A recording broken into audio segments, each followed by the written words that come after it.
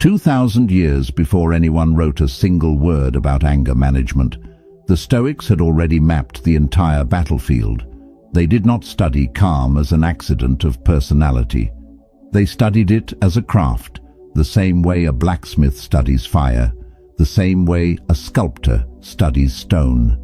And at the center of everything they taught sat one discovery, repeated by every Stoic voice across 4 centuries in slightly different words. Between what happens to you and what you do about it, there is a space. That space is small. That space is also the entire territory where a human life is actually lived. Almost no one ever discovers this space exists. People live as though the insult and the outburst are the same event, fused together with no gap at all, as though a cruel word reaches the ear and a sharp reply leaves the mouth in a single unbroken motion, with nothing standing watch in between. The Stoics called this living like cattle, driven wherever the next provocation happened to push you. It is not an insult.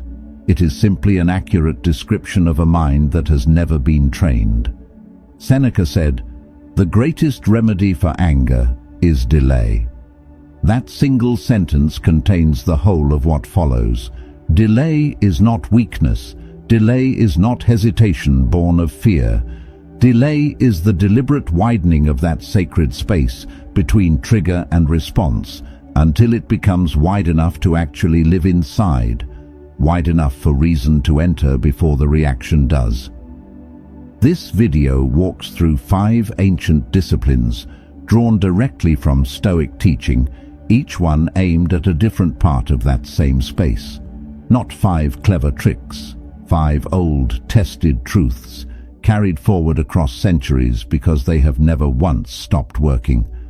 By the end, you will understand exactly why some souls remain steady under provocation, and exactly what the ancients believed was missing in those who do not. None of these disciplines demand a crisis to practice. The Stoics themselves rarely trained on the great catastrophes of life. Those arrived too rarely and too suddenly to serve as a training ground. They trained instead on the small daily irritations, the slow servant, the rude stranger, the disappointing meal. Marcus Aurelius, ruling an empire, still found his patience tested by ordinary people doing ordinary, irritating things. And he wrote about it nightly, treating each irritation as a fresh chance to practice. This is one of the most overlooked truths in all of Stoic philosophy. The school is often remembered for its teachings on death, exile, and catastrophic loss, and those teachings are real and important. But the actual daily practice of Stoicism, the part that built the character capable of facing those greater trials, happened almost entirely in small, forgettable moments. A delayed letter, an unhelpful merchant, a disagreement with a friend over something trivial. The great trials test the character that small trials have already built. They do not build it themselves. You need not be perfect at any of this today. None of the Stoics were. Even Seneca, who wrote some of the wisest words ever recorded on anger, openly admitted to losing his own temper. The goal was never flawless composure. The goal was always the same modest, patient aim. A little steadier this month than last, and steadier still the month after that. A particular kind of comfort lives inside this knowledge. The men whose words have outlasted empires were not born already wise. They failed at this constantly in private, the same way anyone watching this video fails at it. What separated them was not the absence of failure, but the presence of a deliberate, lifelong practice aimed at narrowing the gap between knowing what is right and actually doing it. Type, "I train the gap," if you are ready to learn what the ancients knew about the space between trigger and reaction. The first teaching, the Stoics called it assent. The Stoics built an entire system around a single precise idea, and they gave it a precise name, assent. An impression arrives, a thought, a feeling, a sting, a flash of anger. All of it arrives uninvited. the way weather arrives. The Stoics never claimed a person could control this first arrival. What they claimed, and what they spent their entire philosophy proving, is that a person can control whether they give that impression their assent, whether they agree to let it become belief, and then become action. This is the hinge on which the whole of Stoic philosophy turns. The impression is not yours to choose, the assent is entirely yours. Between the two sits a gap most people never even notice exists, because they have never been taught to look for it. The untrained mind collapses impression and assent into a single motion. The insult arrives, and within the same breath, belief and action have already followed, with no examination ever taking place. Epictetus, who had been enslaved and beaten before he ever taught a single student, built his entire philosophy on this exact distinction. He had less control over his outward life than almost anyone in history, and from that position he discovered the one thing that could never be taken from him. Epictetus said, "First say to yourself what you would be, and then do what you have to do." Practice this the next time a sharp feeling arrives. Do not ask, "How do I make this feeling disappear?" Ask instead, "What is this impression, and do I choose to give it my assent?" Often the honest answer sounds like this: "This impression tells me I have been disrespected, and I do not assent to the belief that I must act on it instantly. The impression has been received. It has not yet been granted permission to become a verdict, nor an action." This single discipline, practiced again and again, dismantles a belief most people never think to question, that a strong impression automatically earns the right to instant, matching action. The Stoics denied this completely. A strong impression earns examination. What is done with it afterward remains a separate, sovereign choice, never surrendered the moment the impression arrives. The Stoics taught a simple exercise for strengthening this exact muscle. The moment an impression strikes, silently name it as an impression rather than as truth. Not, "I have been wronged," but an impression has arisen that tells me I have been wronged. This is not a trick of language for its own sake. It reflects something the Stoics held to be literally true. You are the one examining the impression, not the impression itself, no matter how convincingly it insists otherwise. This also explains an observation the Stoics made repeatedly about why some souls recover from a hard moment swiftly, while others carry the wound for days. The swift to recover are not suppressing the impression. They are simply granting it what it asked for in the first place, to be seen, rather than handing it command of every decision that follows. An impression that has been seen tends to settle. An impression that has been obeyed tends to multiply, drawing further impressions in its wake. Picture an ordinary moment. A driver cuts you off without warning. The impression strikes instantly. Heat, a hand reaching for the horn. Without the discipline of assent, all of it becomes action within a single breath, and the rest of the drive carries a low, bitter mood that bleeds into whatever comes next. With the discipline, the same impression arrives, is examined.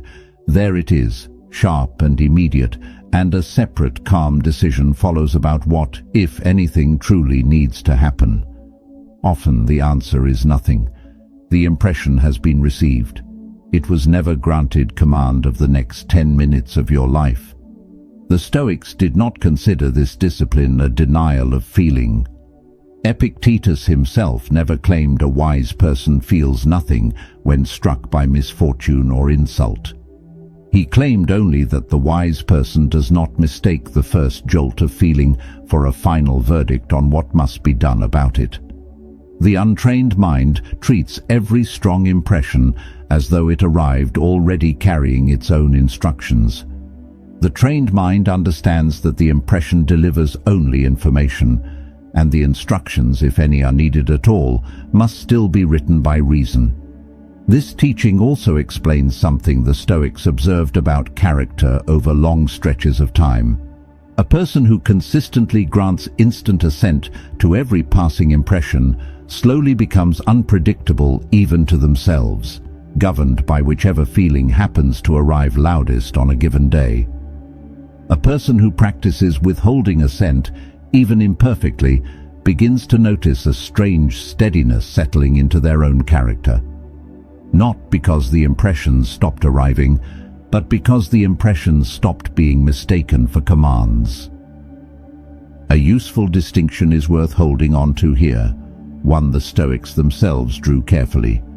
Withholding assent is not the same as denying that an impression exists, nor pretending it carries no weight. Epictetus was once asked whether grief itself was wrong, and his answer was more nuanced than people often assume. The first tears, the first surge of sorrow, he considered involuntary and entirely human. What concerned him was the assent that followed, the decision made afterward to dwell in despair indefinitely, to let the involuntary first wave become a chosen, prolonged condition rather than a passing storm that was allowed to pass. This same wisdom applies to anger as readily as it applies to grief. The first spark is not the failure. The failure, if one occurs, lives entirely in what happens after the spark, whether it is examined and allowed to pass, or fed and allowed to grow into something that governs the rest of the day. Comment, I withhold my assent if you just understood for the first time that a feeling and a belief are not the same thing. The second teaching, what disturbs you is never the event itself. Epictetus opened his most famous teaching with a sentence so simple it is easy to walk past without ever absorbing its weight. Men are disturbed not by events, but by the opinions they hold about events. This is not a comforting platitude. It is a precise, almost clinical diagnosis of where suffering actually originates, and it places the entire matter uncomfortably in the hands of the one suffering. This means the flash of rage at a careless comment this morning was very likely never truly about the comment at all. It was about an opinion attached to it within the same instant, an opinion built, quietly, from every similar moment that came before. Stretching back through years, the comment itself had nothing to do with. This morning's words were merely the latest voice in an old chorus, and the reaction carried the full weight of every voice that sang before it, though only one voice was actually present in the room. Marcus Aurelius said, "Confine yourself to the present moment, and you'll find that the thought troubling you is rarely about anything happening right now at all."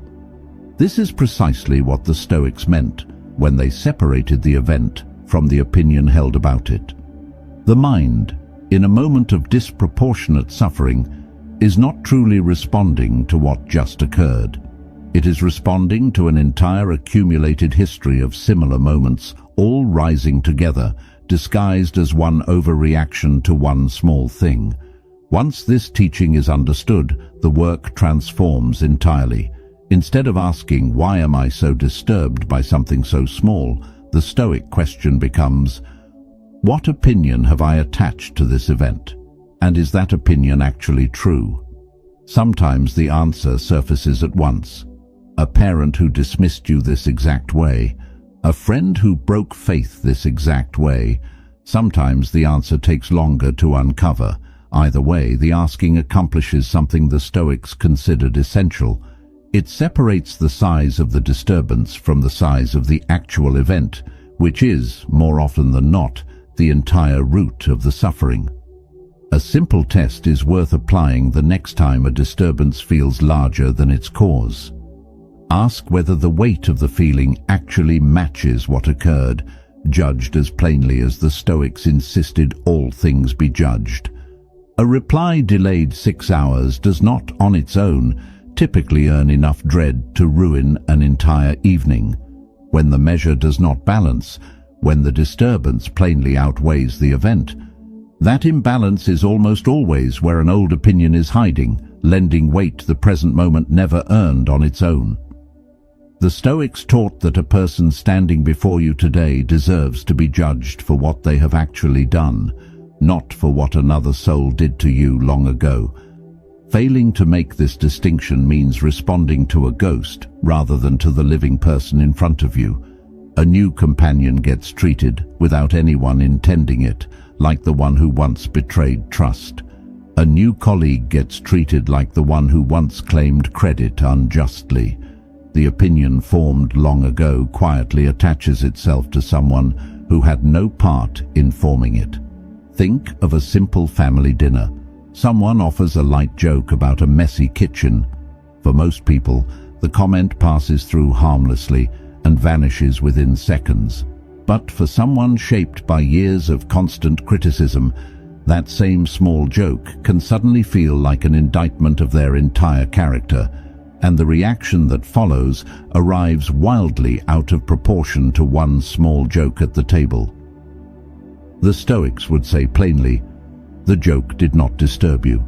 Your opinion about the joke disturbed you, and that opinion was built somewhere else, long before tonight. Epictetus pressed this teaching even further than most modern readers expect. He argued that even death itself, the event most people consider the worst possible thing that could happen, is not actually terrible in itself. What is terrible, he insisted, is the opinion that death is terrible. This claim sounds almost shocking stated plainly, yet it is simply the same principle applied to its furthest extreme. If even death is governed by opinion rather than by the bare fact of the event, then surely a delayed reply, a careless comment, or a missed greeting falls easily within the same territory. This teaching does not ask anyone to deny that genuine harms exist in the world, and the Stoics were careful never to claim otherwise. A real betrayal is a real betrayal. A real injustice is a real injustice. What the Stoics insisted upon was something narrower and, in its own way, more demanding, that the suffering attached to these events is rarely proportional to the events themselves, and that the gap between the two is almost always filled by opinion rather than by fact. Closing that gap does not erase the wrong. It simply prevents the wrong from being multiplied indefinitely by a mind that keeps adding interest to an old debt. This does not make today's event unimportant. It makes the response to it true rather than inflated. A real boundary can still be set. A real conversation can still take place. But now it is measured against what actually happened today, rather than carrying the unpaid debt of an opinion formed somewhere else entirely. Something quietly freeing arrives the moment you finally understand why certain small moments wound far more deeply than they should. It is not a flaw of character in the Stoic view. It is simply an old, unexamined opinion reasserting itself whenever life brushes against the same place. Examine the opinion honestly, and it loses much of its power. The same way Epictetus taught that any disturbance, once traced back to the actual opinion creating it, can be questioned and very often dissolved. This examination is not a single act performed once and forgotten. The Stoics treated it as a recurring discipline, returned to again and again across an entire lifetime, because old opinions rarely surrender after only one honest look. They tend to retreat, then return, slightly weaker each time they are examined, until eventually they no longer arrive with the same automatic force they once carried. Drop "I examine my opinion" below if you just realized today's reaction was carrying the weight of an old belief, not today's event. The third teaching. Speak as the wise are said to speak. The Stoics paid close attention not only to what was said under pressure, but to how it was said, and they considered this no small matter. Seneca, writing directly on the subject of anger, observed that the angry voice betrays its owner before a single accusation is even understood. The pitch rises, the words come faster, the body itself begins to behave as though under attack, regardless of whether any real danger exists at all. Seneca said, Speak rarely, but say much. This single line carries an entire discipline within it. The wise do not speak less because they have less to say. They speak less because they have learned that a flood of words, delivered quickly and loudly, rarely persuades anyone of anything. A few words delivered slowly and with weight tend to land where many words simply scatter. The Stoics believed that a calm, measured voice was not merely a courtesy extended to others, it was evidence, visible to anyone listening, that reason still governed the speaker. The Stoics understood something about the relationship between body and judgment centuries before anyone studied it formally. A racing voice and shallow breath feed a racing mind, each one accelerating the other. A slow, low voice and a deepened breath do the opposite. They signal to the body that no true emergency exists, and the body, more often than the mind expects, tends to believe the signal and settle accordingly. Practice this the next time tension begins to rise. Choose deliberately to lower your voice rather than raise it. Choose a plain, unhurried sentence. Let us slow down for a moment, or I want to understand this fully before I respond. The Stoics would say the words themselves matter less than the spirit carrying them. A calm voice, even delivering a firm truth, tends to settle a room. A raised voice, even delivering a fair point, tends to ignite one. This same principle, the Stoics believed, extends to written words as well, though they themselves wrote with pen and parchment rather than glowing screens. Short, sharp phrasing reads as agitation, no matter the century. Longer, unhurried sentences read as steadiness, even while addressing something genuinely difficult. Choosing to write slowly during a tense exchange does in writing what a lowered voice does in speech. It reveals, through form alone, that reason still holds the pen. A further reason the Stoics valued the calm voice is easily overlooked. A measured voice forces the listener to attend more closely, simply because it offers nothing to react against except the actual meaning of the words. A raised voice gives the listener an excuse to grow defensive without ever engaging the substance of what was said. Remove that excuse, and what remains is, more often than not, an honest exchange neither side expected when the conversation began. Practice this somewhere the stakes are small before relying on it where the stakes are great. Speak a single ordinary sentence today more slowly than feels natural, and notice what changes in how it is received. The Stoics trained virtue the same way any craft is trained, in small repetitions, on ordinary days, long before the great test ever arrives. A deeper reason explains why the Stoics cared so much about the manner of speech, beyond its effect on others. They believed the way a person speaks under pressure reveals, more honestly than almost anything else, whether reason or passion currently governs that person's soul. A philosopher could claim great wisdom in calm conditions and reveal nothing true about their actual character. It was only under provocation, when the voice was tested, that the real state of the soul became visible to others, and more importantly, to the person speaking. This is why Seneca treated the angry voice not as a minor flaw of manner, but as direct evidence of a mind temporarily overtaken. He observed that anger, more than any other passion, disguises itself as strength while it operates, convincing the angry person that their raised voice is righteous force, rather than a loss of the very governance the Stoics prized above almost everything else.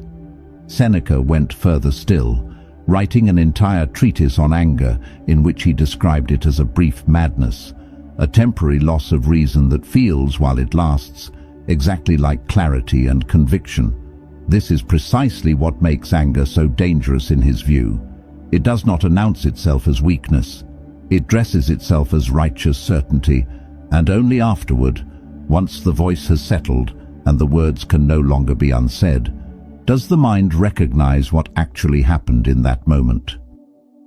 This particular discipline tends to reveal progress more quickly than the others, and for good reason. The voice is immediate and audible, impossible to hide from oneself the way an internal thought sometimes can be. A person who has practiced this for even a few weeks often notices, almost with surprise, the exact instant their own voice begins to rise. A kind of self-awareness the Stoics considered essential, and one that simply was not available before the practice began. Type, "I speak with a measured voice," if you are ready to practice this the next time tension arrives uninvited. The fourth teaching: suspend judgment until it is earned. The Stoics drew a careful line between perceiving something and judging it, and they considered the gap between those two acts to be sacred ground, worth defending fiercely. To perceive an event is simply to register that it occurred. To judge it is to attach meaning, motive, and consequence. And the Stoics warned again and again that judgment rushed into being before the evidence has arrived is judgment built on nothing but discomfort. Marcus Aurelius said, "Waste no more time arguing what a good person should be one." A quieter teaching sits beside that one throughout his private writings. Waste no more time forcing a verdict before the evidence has actually shown itself. Most painful overreactions, examined honestly, trace back to exactly this failure. An unclear situation was transformed into a confident, dark judgment within seconds, and everything that followed was built upon a verdict never once tested against reality.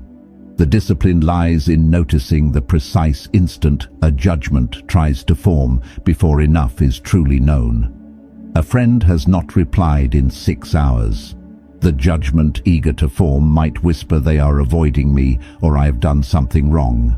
The honest Stoic position at 6 hours is simply this is not yet known, a position almost no one finds comfortable to inhabit, which is exactly why most abandon it within seconds in favor of any judgment at all, because a painful certainty feels lighter to carry than an open question. The Stoics taught that suspending judgment is not the same as refusing to ever judge. It means reaching a conclusion only once there is genuinely enough to support it, rather than the instant the discomfort of not knowing becomes unbearable. This single distinction, properly understood, prevents an enormous share of the suffering most people accept as simply part of being human. A true cost deserves naming here, one almost no one calculates while rushing toward false comfort. Every hasty judgment must eventually be unwound, often at a far steeper price than patience would ever have demanded. An accusation built upon an incomplete picture must be undone once the full truth arrives. A friendship withdrawn over a misread signal must be mended, if it can be mended at all, once the honest explanation finally surfaces. A simple phrase worth keeping close in the Stoic spirit is this: "I do not know yet," and that is enough for now. Spoken silently, even once, it interrupts the rush toward judgment long enough to ask whether that judgment truly rests upon anything real or whether it is merely the fastest story available, seized to fill an uncomfortable silence. Here is a small, ordinary moment the Stoics would have recognized at once, though they never owned a telephone. A friend reads a message and does not reply for the rest of the day. By evening, an entire judgment has formed. Perhaps they are upset. Perhaps the friendship is fading. By morning, the true reason proves entirely ordinary. None of it had anything to do with you at all. An entire evening was spent defending against a judgment that was never even true, simply because the open question felt unbearable to sit with for a few more hours. The Stoics would offer a simple law here. Whenever a silence is filled with the worst possible judgment, pause and ask whether a far more ordinary explanation sits quietly beside it. There almost always is one. Ordinary explanations rarely command the same attention as dramatic ones, yet they are right far more often, and granting them a fair hearing spares an enormous weight of needless suffering. The Stoics also taught that suspended judgment was not merely a private comfort, but a form of justice owed to others. To judge a person's motives before the evidence has arrived is, in a quiet way, a kind of theft, claiming to know something about another soul that has not actually been earned through honest observation. Marcus Aurelius wrote often about extending this same patience to the people around him, reminding himself that most who wronged him did so out of confusion rather than true malice, and that a hasty judgment robbed them of a fairness he would have wanted for himself.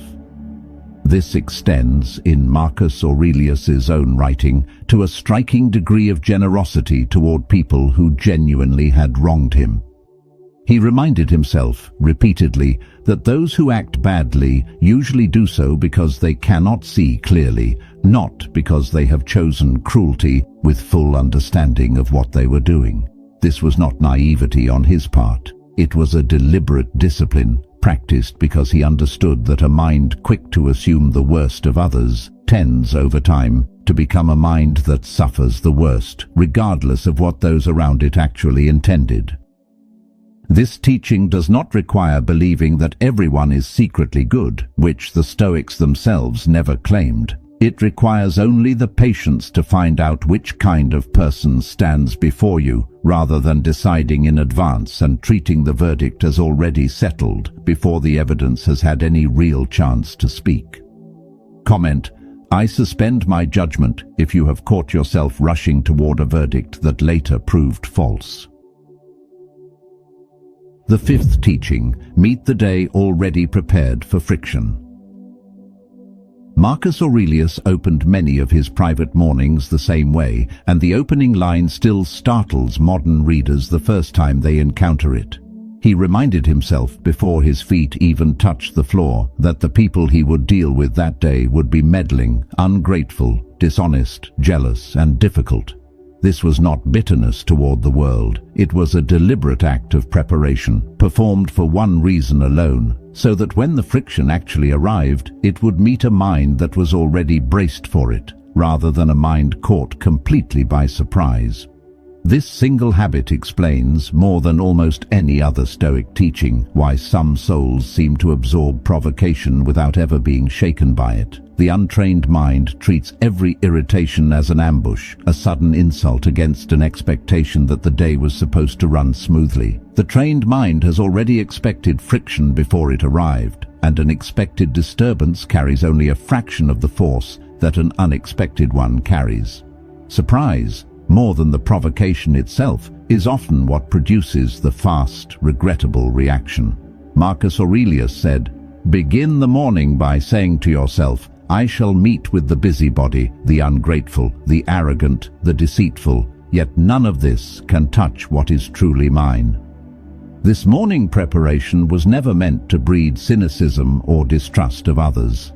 Marcus Aurelius governed with remarkable patience, and is remembered, even by his harshest critics, as unusually gentle for a man with absolute power over an empire. The preparation served the opposite purpose entirely. By expecting difficulty in advance, he freed himself to meet actual difficulty with curiosity rather than outrage, because the outrage had already been spent quietly before breakfast on a difficulty that had not even arrived yet. There is real value in trying this exercise honestly, just once, before a day that seems likely to test your patience. Spend a few unhurried moments naming, specifically, the kind of friction most likely to appear: a curt reply, a missed deadline, a careless word from someone close to you. Picture it arriving. Picture yourself meeting it calmly, already informed that it was coming, rather than blindsided by it.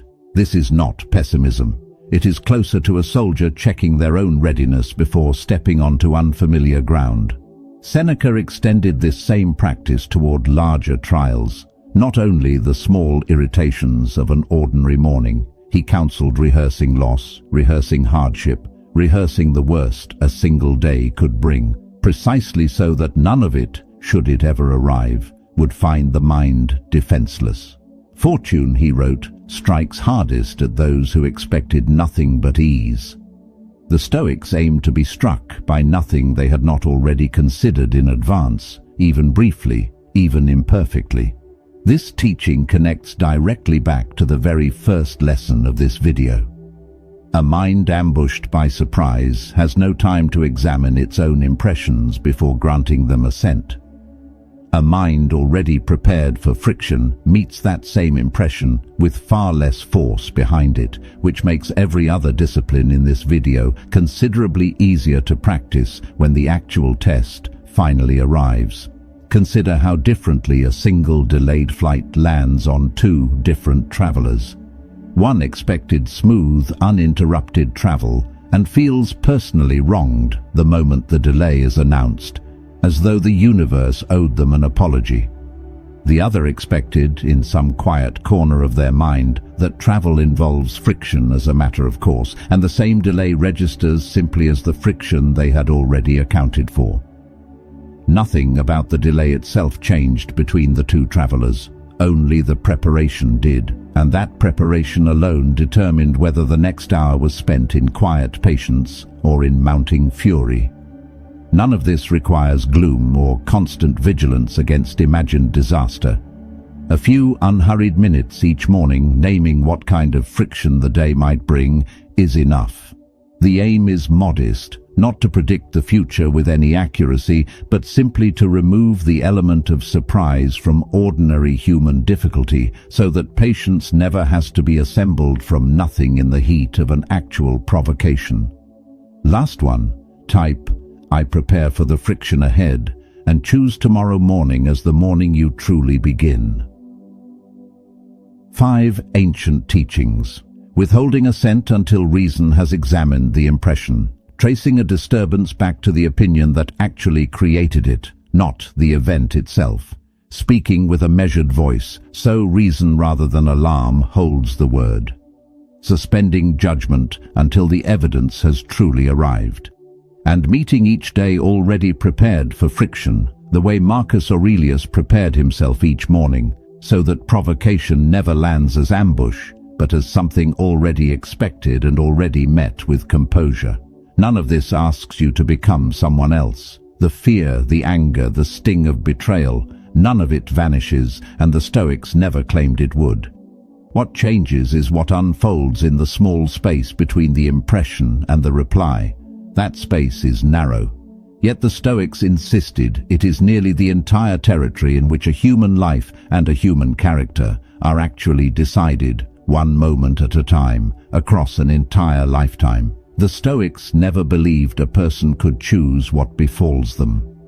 Marcus Aurelius governed an empire through plague and war, and still could not choose those things.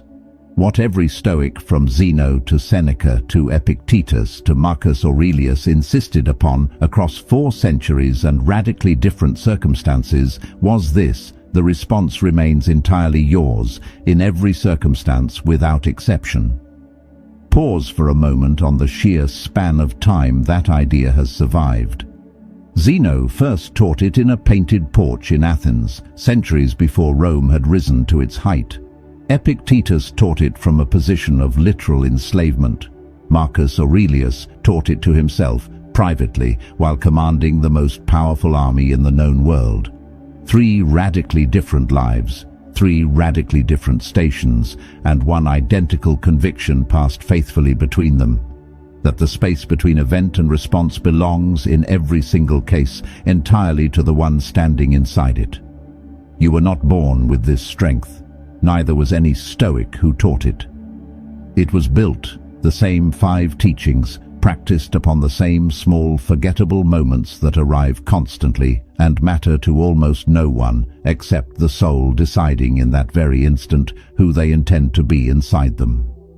A particular kind of confidence arises only from this kind of training, one the Stoics named ataraxia, an untroubled steadiness that does not depend on circumstances going well. It is not the confidence of believing nothing will ever go wrong.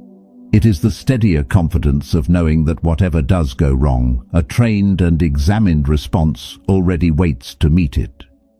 Choose the teaching that struck you hardest while listening. That is the one your life is asking you to train first.